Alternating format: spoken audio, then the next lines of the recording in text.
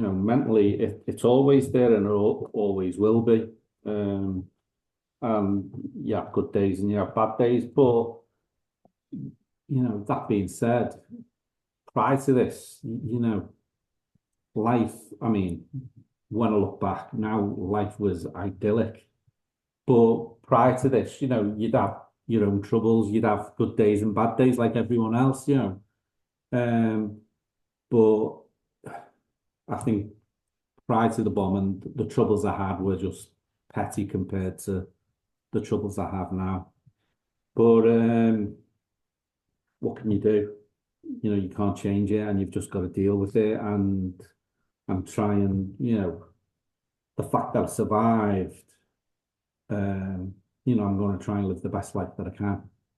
So you just soldier on.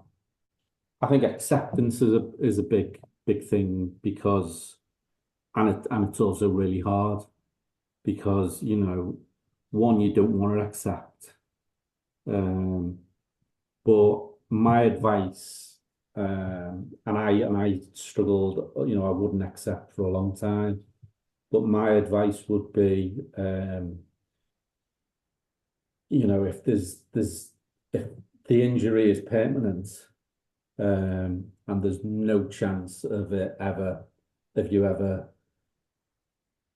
getting better or, further surgery or anything like that, my advice would be, and again, it's easy to give advice and it's harder to do, but acceptance is massive because the sooner you accept, the quicker you learn to adapt and live with it. And,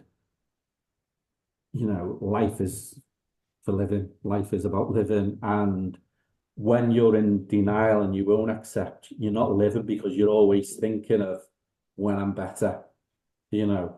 Um, so my advice would be to, and again, it's easier said than done, but to accept and adapt.